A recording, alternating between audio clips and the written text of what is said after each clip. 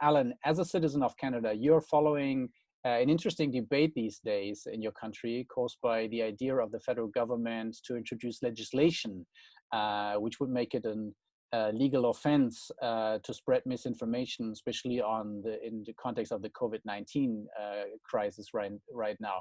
So since you have been a Minister for Justice and for Health, so would you agree that affirmative legislation could make a difference? And do you think more democratic governments should move in this direction, or is this maybe a path actually which ends in not where we really want them to do? Well, it's a very timely question. That matter is being debated right now in Canada. And just this week, the minister responsible made clear that Canada will not legislate to render disinformation unlawful in our country. Rather, the minister made clear that he's going to partner with other countries and with Microsoft and other major tech companies in an effort worldwide to tackle disinformation and cyber attacks that disrupt election campaigns and the election process. So, and I'm not surprised by that decision, frankly, Olaf, because I know that in Canada, one of our constitutionally guaranteed freedoms is the freedom of expression. And the courts very jealously guard the freedom of expression and scrutinize carefully any government legislation that tends to restrict or limit it. And it's hard to imagine a way in which a democratic government like Canada's could legislate against disinformation without infringing the right to free expression. All of the categories of disinformation versus misinformation, spin versus lying, who's going to make those distinctions? Who's going to decide what is true and what is not? It's a very difficult task for government, which is not equipped for that role.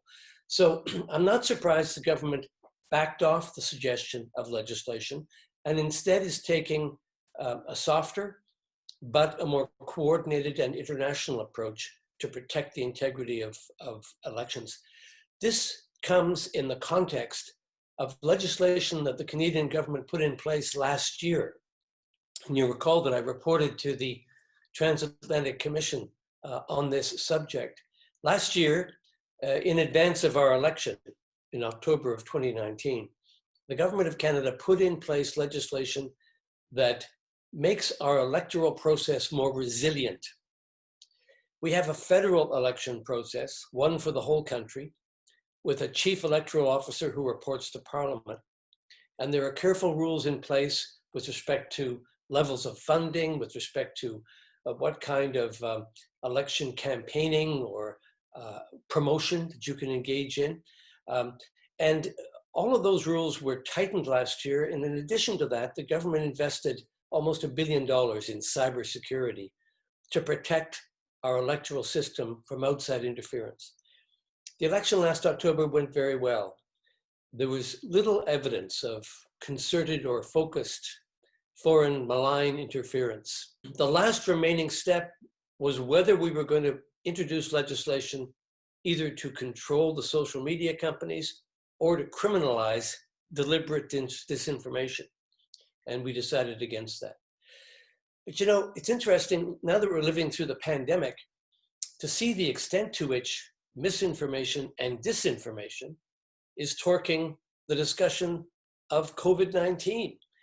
This week it was revealed, Olaf, in Canada by a recent public opinion survey that fully 50% of our population believes that the governments of our country are hiding information from the public about the pandemic, hiding information about where the virus originated, how it spread, how it can be treated. So there's a lot of suspicion out there, even at a time when the public generally approves of the way the government's responding to the pandemic. So it's a subject that is ripe for being manipulated by people with malign intent. It was discovered by the Carnegie Mellon University just 2 weeks ago in Pittsburgh. They did an examination of the disinformation out there in the United States concerning lockdowns and efforts to loosen the lockdown restrictions. they found that 45% of the tweets that had to do with loosening up the lockdown originated with bots. And those bots closely reflected the messaging of the governments of China and Russia. So there's a lot of mischief going on out there, a lot of manipulation of public opinion on a subject which is very vulnerable to that kind of interference. So we do need constant vigilance to put out good information, reassure the public that governments are giving the legitimate line, and work together to make sure our elections stay resilient.